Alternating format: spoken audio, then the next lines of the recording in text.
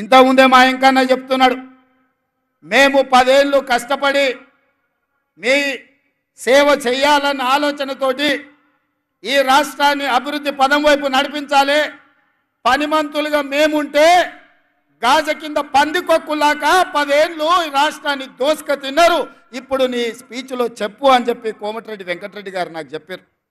నిజమే, గాజ కింద పందికొక్కులాక ఇవాళ ఈ తెలంగాణ రాష్ట్రాన్ని దిగమింగిన కేసీఆర్ కుటుంబం ఇవాళ పదవి పోతే మతి భ్రమించి మన మీద మాట్లాడుతున్నారు. ఇవాళ అప్పుడే ఏమి చేయలేదు కాంగ్రెస్ పార్టీ అంటారు. నేను అడుగుతున్న 10 ఏళ్ళు అంటే 3650 రోజులు ఈ రాష్ట్రంలో కేడి 3650 రోజులు అధికారంలో ఉంటే కేంద్రంలో నరేంద్ర మోడీ 3650 రోజులు ఉన్నారు. పాలమూరు రంగారెడ్డికి జాతీయ హోదా ఇచ్చిండ్రా? కల్వకుర్తి, భీమా, నెట్టంపాడు, కోయిల్ సాగరు, సంగమన్న ప్రాజెక్టులు ఏమైనా పూర్తి చేసిండ్రా? ఏమైనా పరిశ్రమలు తెచ్చిండ్రా? పాలమూరు యూనివర్సిటీకి నిధులు ఏమన్నా ఇచ్చిండ్రా?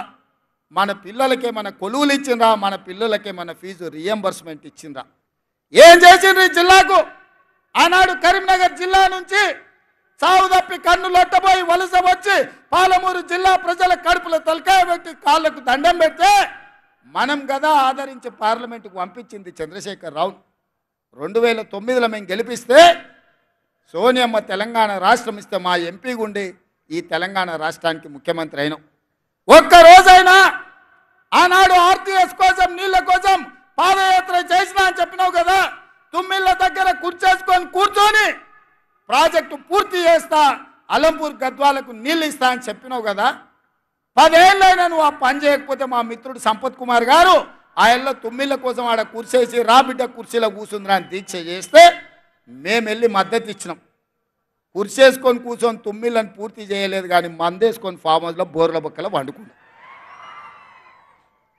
అందుకే ఇవాళ ఈ తెలంగాణ రాష్ట్రంలో ఇందిరమ్మ రాజ్యం కాంగ్రెస్ ప్రభుత్వం ఏర్పడిన వెంటనే పెద్దలు ఉత్తమ్ కుమార్ రెడ్డి గారితో మాట్లాడి పాలమూరు జిల్లాలో ఉన్న ప్రతి ప్రాజెక్టును ఆర్డీఎస్ కావచ్చు, తుమ్మిళ్ళ కావచ్చు, పాలమూరు రంగారెడ్డి ఎత్తిపోతలు కావచ్చు, కల్వకుర్తి కావచ్చు, భీమా కావచ్చు, నెట్టంపాడు కావచ్చు, కోయిల్ సాగర్ కావచ్చు, మక్తల్, నారాయణపేట, కొడంగల్ ఎత్తిపోతల పథకం కావచ్చు, ఈ ప్రాజెక్టులకు నీళ్లు ఇవ్వాలి, పాలమూరు పచ్చని పంటలతో పండాలి అని మా ప్రయత్నం చేసినాం, సమీక్ష చేసినాం.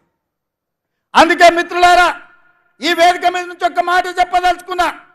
ఈ పాలమూరులో విద్య కోసం, వైద్య కోసం, ఉద్యోగాల కోసం, ఉపాధి కోసం, సాగునీటి ప్రాజెక్టుల కోసం planning commission vice chairman Chinnareddy గారి నేతృత్వంలో ఒక ప్రత్యేకమైన వ్యవస్థను ఏర్పాటు చేసి ప్రతి నియోజకవర్గంలో కావాల్సిన అభివృద్ధి పనులకు వేగంగా అనుమతులతో పాటు నిధులు ఇచ్చే బాధ్యత నేను తీసుకుంటా. ఈ పాలమూరును అభివృద్ధి పదం వైపు నడిపించే బాధ్యత నాది. మీ బిడ్డను ఈ మట్టిలో పుట్టిన రేపొకవేళ చావే వస్తే ఈ పాలమూరు మట్టిలో కలిసే మీ బిడ్డ, నల్లమల అడవుల నుంచి వచ్చిన బిడ్డ ఈ తెలంగాణ రాష్ట్రానికి ముఖ్యమంత్రిగా ఉన్నాడు.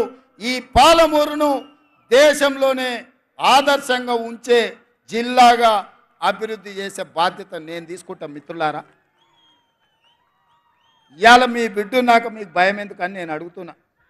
ఇవాళ మీ వాడు, మీ సోదరుడు, మీ మధ్య నుంచి వచ్చినోడు, స్థానిక సంస్థల బాధలు తెలిసినోడిని, జడ్పీటీసీకి ఉంటే బాధే ఉంటుంది, ఎంపీటీసీకి ఉంటే బాధే ఉంటుంది, వాళ్ళ గౌరవం ఎట్లుండాలి, సర్పంచుల మర్యాద ఎట్లా కాపాడాలని తెలిసినోడిని.